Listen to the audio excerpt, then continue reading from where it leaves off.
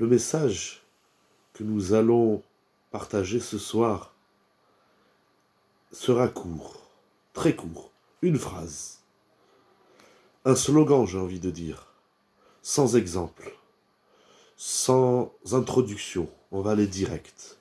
On a déjà parlé de l'espace-temps, du phénomène temps qu'il y a dans le couple, mais ce soir on va le dire en une phrase, tirée de Simcha Babaït, du Gaon Rav Yitzhak Zilberstein. Je lis sa phrase. Lo itachen la'asot chesed al cheshbon ishto. Si vous comprenez l'hébreu, je peux m'arrêter là. Mais je vais le traduire pour ceux qui ne comprennent pas. Il est impossible de rendre service à autrui sur le compte de son épouse. Si on n'a pas auparavant informé, j'ai envie de rajouter, si on n'a pas reçu l'autorisation de son épouse. Si habituellement tu rentres le soir, 19h15, 19h30, à peu près,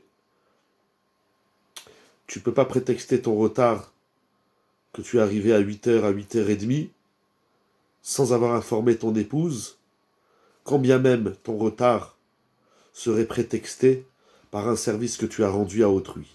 On ne fait pas du bien aux autres sur le compte de notre femme.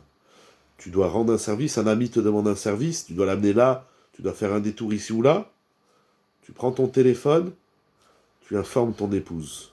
Si elle te dit que ça ne l'arrange pas, elle préfère que tu rentres à la maison, t'occuper des enfants, manger un repas ensemble, après tu rendras tous les services que tu veux. Mais, le Gaon Rav Zilberstein l'écrit clairement, un chesed qu'on rend à autrui, une aide, un soutien qu'on rend à autrui, sans avoir informé son épouse, sans avoir reçu son autorisation, ce n'est même pas une mitzvah. Tu as rendu un service à quelqu'un. Si auparavant tu n'as pas averti ton épouse que tu allais avoir du retard, etc., sache que la mitzvah que tu as fait à l'autre, ce n'est pas une mitzvah.